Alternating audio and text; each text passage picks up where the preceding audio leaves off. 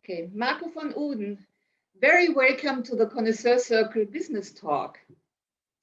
Almost a year ago, you were appointed as General Manager of the soon-to-open Patina Maldives. What encouraged you to get on board of a completely new brand? When choosing to work on the Patina brand launch, for me, it was very important to actually see an additional value that the brand could offer in the market. So how different are we? What is the differentiation that we can offer in a competitive market space? And because Patina is a new brand, and also because we were in the middle of our preparations to launch amidst the whole COVID pandemic, that unfortunate situation on a global level actually allowed us to really focus on differentiation. So as a consequence of that, I think we really are a very timely brand that is stepping into a new sustainable travel focus with much more a deeper level of expectations that we see from our guests, related to health, related to quality of experiences, and ultimately also the overall need for well-being. That I think, it's beautiful to be part of this brand and launch it together with all the support that I get from the corporate team. Yeah. So how will the Patina Hotel and Resorts brand differ from the Capella group concept? I think if I may speak about Patina in particular, we have an official verbatim that we say we have a focus on sophisticated lifestyle experiences and a deep appreciation for well-being, conscious living, and non-conventional experiences. And if you look at that, the Capella Hotel Group has, of course, a 13-year track record behind it and a strong service philosophy. But what we see now is that the needs in the market are shifting towards a more contemporary travel need, if I may say that. So we see that Patina can actually tap into the lifestyle. And the way I describe that is, as hoteliers in lifestyle, we now want to focus also on the pre-arrival details and also post-stay connectivity to our guests. And with Patina, we can do that by offering lots of connectivity to our guests in infrastructure, in technology, but also in services. So as an example, when a guest arrives and has traveled internationally and has to adjust to our time zone, we have a supplement, a vitamin that we offer to our guests that is 3D printed with a company called Nourished, and you spell Nourished with 3D, not with ED. And this actually helps people to recover after their travel. So basically, we thought that was useful because a lot of people, when they finally go on holiday, they feel very tired and they start to really realize how much they need it, right? So when that travel kicks in, we usually see a lot of guests that travel with multiple boxes of vitamins with them, and with Nourished, actually, we can offer 1 billion options to offer that to our guests on site, 1 billion options of customization. So that is a pre-arrival and during stay enhancement that we see. And for example, in our plant-based restaurant Roots, we will make all our recipes public knowledge. And that means that when people are in the restaurant and have a certain plant-based dish that they like and they'd like to cook at home, then our team can train them on site, but also they will have online access to the music of Roots, and they will have online recipes that keep being shared with them and online tutorials. So we really feel that lifestyle should expand beyond the stay. And that is, I think, quite different versus what we typically have done in the hotel industry over the last couple of years. Yeah. Okay. Yeah. Patina is part of Faroe Islands, a larger development in North Malay Atoll. which after completion will reveal a patina, a capella, and a ski resort, and also its own harbor. These are three different hotel brands within one development. Yeah. How did you manage to keep the impact on the environment low? What kind of sustainability project does Patina especially support? So first of all, the way we created the islands was very much based on sustainable reclamation, if I may use a term, and it sounds like a contradiction, but sometimes when you build on existing islands, also there's a bit of disruption of the reef and other things in the ecosystem that surrounds us. In our case, we had a very detailed environmental study done prior to building the project, and throughout the project we have made sure that, for example, the sand that we use to reclaim comes from a natural resource deeper in the ocean rather than taking it away from lower depth, so the environmental impact is actually very limited. And also we have maintained the current reef structure of the atoll in good health. So we mapped out the areas where the reefs were, and we never built on top of it, and tried to maintain a good ecosystem there. So actually, even though it is a new island, there were very strict control measures to help us throughout the building process.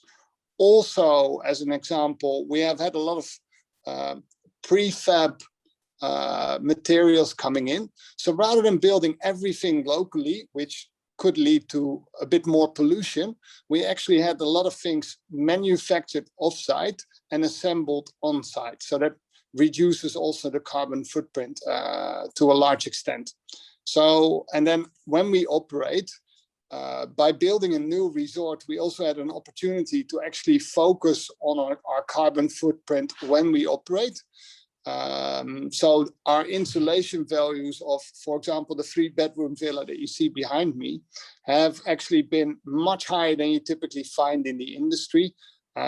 So our energy consumption in the buildings is about 12 to 18% less than what you typically have in the industry in the Maldives, because the insulation values are higher. And I think in Germany, you're quite familiar with that. You have a good building quality and you need it in winter. But funnily enough, when you live in the tropics like we do, a lot of people actually think the temperature is always perfect. So why do you need insulation values? But actually, we need to keep the heat out, right? Similar to how you keep it cold out in Germany. We need to do the same in the Maldives. So actually, by having better insulation values, we can have a much better carbon footprint in terms of energy consumption on site. We also have solar panels, and our Kids Club Footprints, for example, is 100% powered by our solar power on island.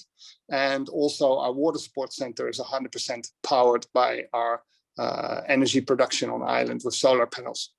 So, and on top of that, in sourcing, we really have focused on finding more sustainable supply chains. And let me explain what I mean by that. We work with a manatee company from the UK that is called Hackles. They have developed a range that they call the Indian Ocean range for Patina.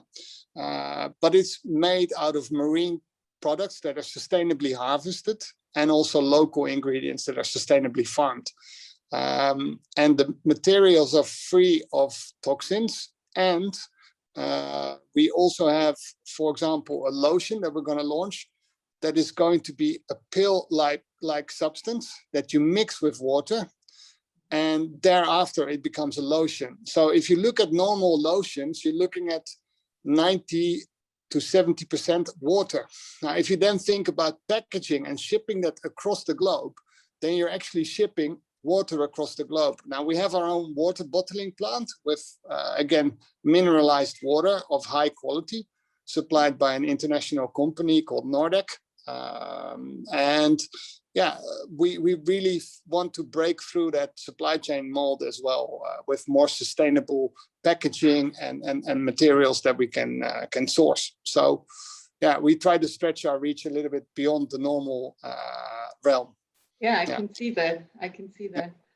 And of course, sorry to kind of add to it, we have also a coral rehabilitation program here. We're going to plant 8,000 frames of corals over the next couple of months, together with our teammates, our staff on island, as a sustainability effort to help reinstate the reefs in the Maldives at large. And also we have a support infrastructure for olive ridley, which is a endangered turtle program, where turtles that get caught in fishing nets or hurt by propellers of boats, they actually need to go through medical procedures and need to be rehabilitated later on. So we support that. We've now already adopted 30 of those turtles as part of sustainability efforts. So yeah, but step by step, we can't change the world, but we want to keep it small, and we want to be honest about our sustainability efforts. So everything that we do is factual and realistic. Yeah. You have worked as a general manager with many international hotel brands, such as Suniva and Alila, for example, but you also have a substantial background in F&B. What kind of food concept can guests expect at Patina? I've been fortunate enough to work in premium luxury for a while, and my biggest realization is that ultimately when we offer food, first of all, we need to do a proper execution of concept. So what I mean by that, we have a lot of diversity on our island. We have 12 F&B offerings in different outlets on our island. And that's quite a high ratio of F&B options for a typical island in the Maldives. But in those outlets, we really focus on differentiation. So we, for example, have our plant-based restaurants that I just described, Roots, where we look at creating our own organic garden with original DNA strands of seeds, so they have higher nutritional value. But also, again, we reduce our carbon footprint by growing things locally rather than importing everything. And we have a nutritionist that helps advise guests if they want to work on their plant-based diets. That is a very strong concept. But at the same time, for example, we have a collaboration with a 2 Michelin star chef for our Fiery Beach Club, Nick Brill, who actually will operate the beach club together with us. And there we want to bring together 2 or actually 3 dimensions. Fine drinking, and we do it with a company that has won a lot of awards for bar concepts that they've implemented, Proof & Co. So they have operated and concept launched 3 bars in the top 10 in the world. We work with Nick Brill, who's a 2 Michelin star chef, on fine nutrition, so fine food. And we work with a company on fine music. And we want to bring all of that together in the beach club on island. And then as another example, we have Tuk Tuk Gelato, which is a little ice cream truck that rides around the island, where we want to have more Sicilian ice cream experiences for our guests as a complimentary offering. But again, we look at more healthy ice creams and a better fresh produce that we work with. So diversity is key in F&B, and authenticity or proper recipes. And for me, freshness and balance in flavors is very important. So I'd rather have a limited menu per outlet with a fantastic recipe and a solid flexibility to the guest and the dietary requirements that we have.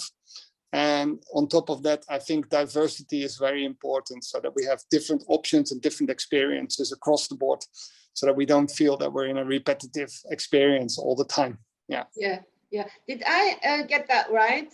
You have 12 F&B outlets for all the 3 resorts, or is that just at Patina? Just for Patina on the island. The Ritz-Carlton is operating 2 of those outlets on our island, and Ritz-Carlton, for example, has 5 F&B outlets on their own island, and later on Capella will have 6 outlets. So actually in total, it will move to, 23 outlets for the 3 islands. Yeah. Wow. Really And a people lot.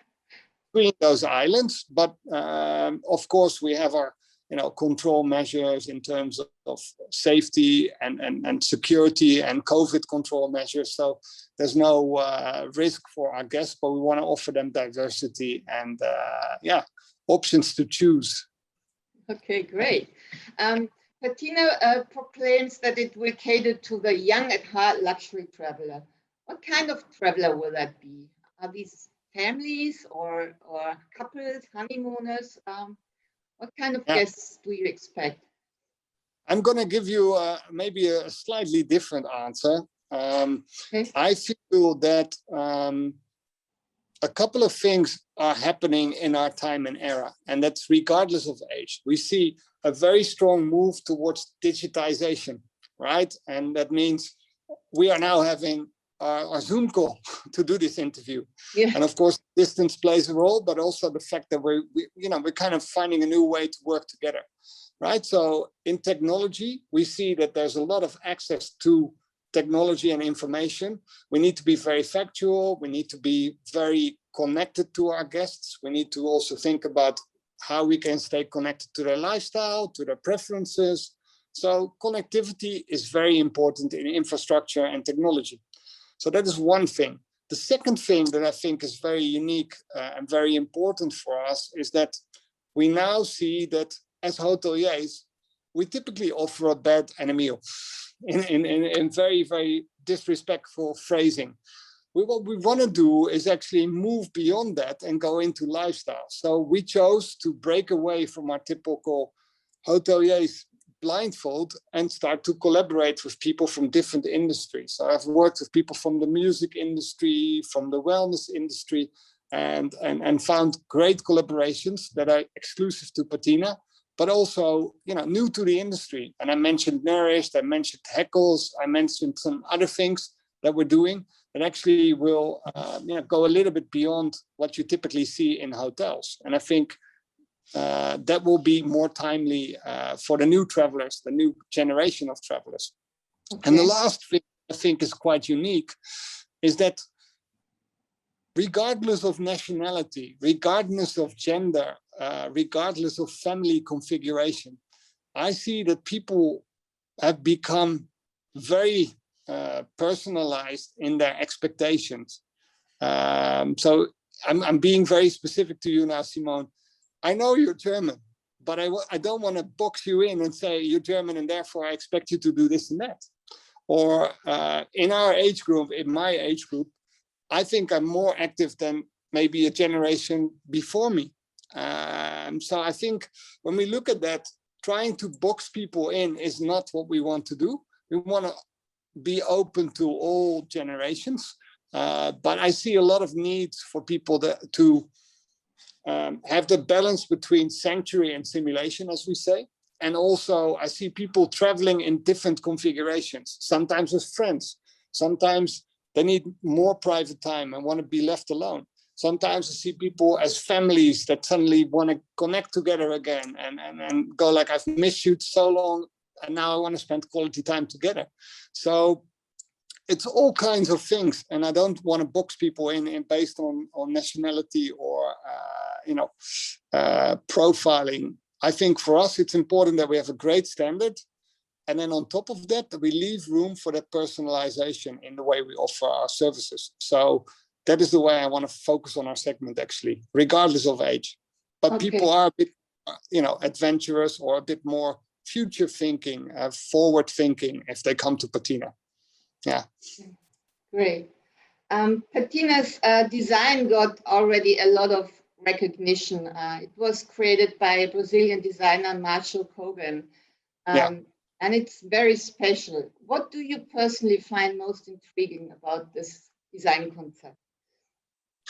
I'll later on talk about the terminology that we've introduced based on Marcio's philosophy, and it's biophilic design. But actually, before I speak about that, I actually want to appreciate his background. Marcio and his team came from a premium luxury residential background. In the beginning, he was hugely focused on amazing residences in South America that he would design for people. And when we say we are a lifestyle brand, that actually really comes to life when you have an architect like Marcio. If you look at typical hotel design, what sets him apart, I think, is that he has a fantastic understated focus on simplicity in design from a structural point of view. But at the same time, he really understands the movement of people, the materials that he's chosen throughout the buildings in terms of furniture, in terms of fabrics, in terms of hard and soft materials are absolutely adding an extra layer of quality and tactile connection to the place. Then the biophilic design really connects us to the outdoor world. So we have windows, they're called panorama windows, that are basically seamless and open completely. So all these doors that you see, there, they open seamlessly. So if you want to be connected to nature and leave the windows open, you will not even realize the windows are there.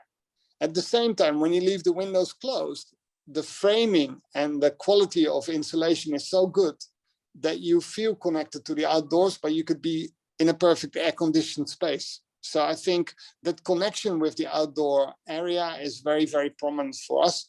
The view lines, the greenery, so the master planning actually has been done in a very, very elegant and very thoughtful manner, I would say. Yeah. So that's why I'm a big fan of Marcio's work. And I think also, him, I never talk about ethnicity, as I said to you earlier on. Yeah. But I think, if I may refer to this, Brazil is also sexy. And I think there is some certain sensuality in the buildings and in the materials that have been chosen. Very good, elegant approach towards architecture. So I think there I would like to highlight that I'm proud to have a Brazilian architect. Yeah, great. After Faroe Islands are completed, there will be 3 resorts and a harbor and entertainment. And I think altogether it will be more than 300 villas and rooms. So there will be a lot of people there on these islands. So what will you do when people start island hopping? You have to always watch COVID procedures, because I think this will stay quite a while with us. So what's the concept? Yes, of course, and it's a very good question.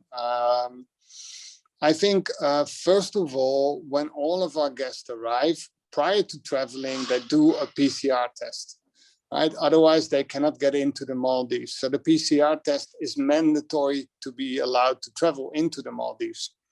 Then on arrival, there's of course an extra health screening done by the government. Then afterwards, when we receive our guests after they have gone through immigration, we keep social distancing in place. All of our team wears gloves and wears protective masks. The boats are sanitized. On island, we have daily temperature checks for all of our guests. Never invasive, but it's there.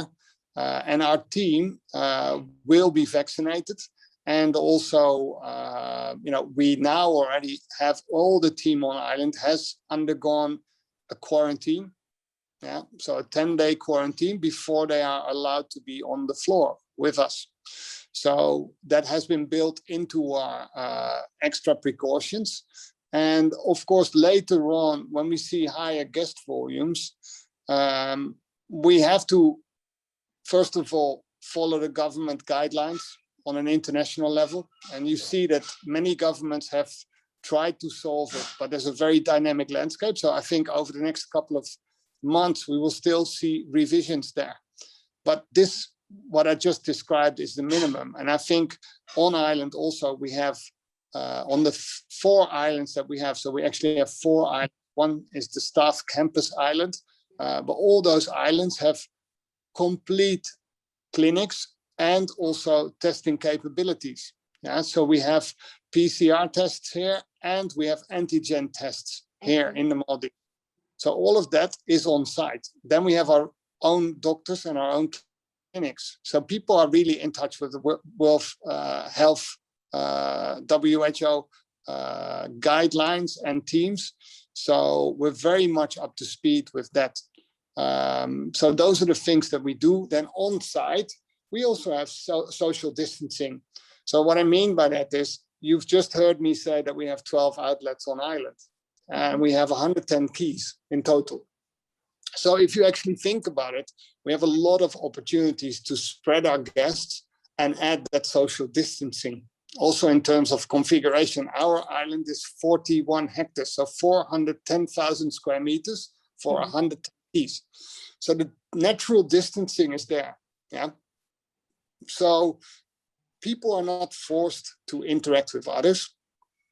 Our own staff is regularly monitored on health. So on a daily basis, when we go to duty, we have temperature checks for all of our staff, and we wear protective masks, and we sanitize rooms and, for example, the speedboats every time we have a changeover. And the same goes for buggies and all of our, equipment that we use. So we do everything we can to limit the risk. And I'm quite confident that the Maldives actually has done a very good job so far in managing the risk as a destination.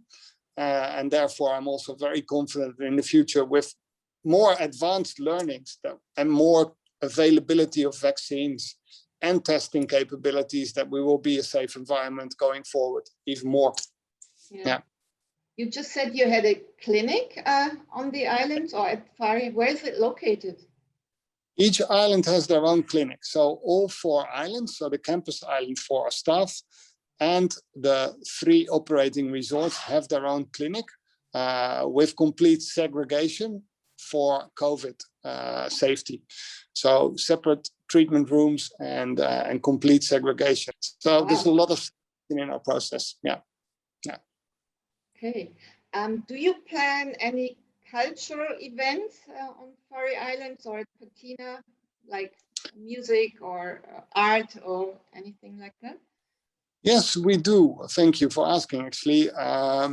We have, we're very fortunate on our island.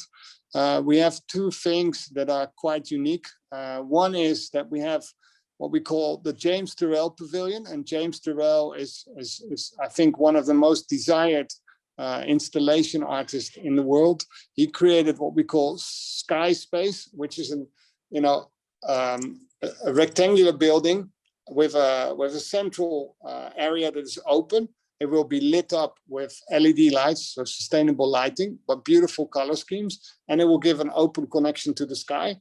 It's a beautiful art installation, and there's a video in the world circulating with Drake, for example, where his music video was shot in a James Turrell Pavilion. But on top of that, we have a collaboration with an art gallery called Artling, and they also curate a residency program with us. So twice a year, we will have visiting artists from different walks of life that will do, activities with our guests. And throughout the year, we have art exhibitions here on island. Also, we have a lot of connectivity to the local art community. So we have our pop-up shop on island, if I may use that term, where we showcase local arts and crafts, and we'll have a rotation of local talent that comes through. Then for music, we also work together with a company called MAV, and they're very connected to both creating our curated playlists, but also they have good access to artists and DJs that can come here to perform, and we will have seasonal calendar events with them to organize performances live here. So yes, there will be a lot. Wow. Yeah.